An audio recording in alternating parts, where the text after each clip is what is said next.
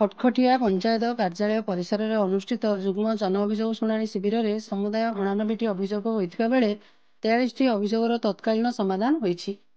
ଆଜି ସନ୍ଧ୍ୟା 6ଟା ସମୟରେ ଜିଲ୍ଲା ସୂଚନା ଓ ଲୋକସମ୍ପର୍କ କାର୍ଯ୍ୟାଳୟ ସୂତ୍ରରୁ ମିଳିଥିବା ସୂଚନା ଅନୁସାରେ କଣ୍ଟାମାଳ ବ୍ଲକ ଅନ୍ତର୍ଗତ ଖଟଖଟିଆ ଗ୍ରାମ ପଞ୍ଚାୟତ କାର୍ଯ୍ୟାଳୟ ପରିସରରେ ଜିଲ୍ଲାପାଳ ଓ ଏସ୍ପିଙ୍କ ମିଳିତ ଆନୁକୂଲ୍ୟରେ ଆଜି ସକାଳ 11ଟା ସମୟରେ ଅନୁଷ୍ଠିତ ମିଳିତ ଯୁଗ୍ମ ଜନ ଅଭିଯୋଗ ଶୁଣାଣି ଓ ସମାଧାନ ଶିବିରରେ ସମୁଦାୟ 89ଟି ଅଭିଯୋଗ ପଞ୍ଜୀକୃତ ହୋଇଥିବା ବେଳେ 43ଟି ଅଭିଯୋଗର ତୁରନ୍ତ ସମାଧାନ ହୋଇଛି।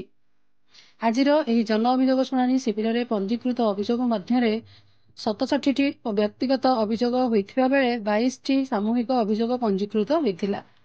ଆଜିର ଏହି ଅଭିଯୋଗ ଶୁଣାଣି ଶିବିରରେ ଜିଲ୍ଲାପାଳ ଶ୍ରୀଯୁକ୍ତ ସୁବ୍ରତ କୁମାର ପଣ୍ଡା ଓ ଆରକ୍ଷୀ ଅଧୀକ୍ଷକ ଶ୍ରୀଯୁକ୍ତ ନାଗରାଜ ଦେବର ପଣ୍ଡାଙ୍କ ସହିତ ଅନ୍ୟାନ୍ୟ ଜିଲ୍ଲା ଓ ବ୍ଲକ ସ୍ତରୀୟ ଅଧିକାରୀମାନେ ଉପସ୍ଥିତ ରହି ଲୋକମାନଙ୍କର ଅଭିଯୋଗର ସମାଧାନ କରିଛନ୍ତି।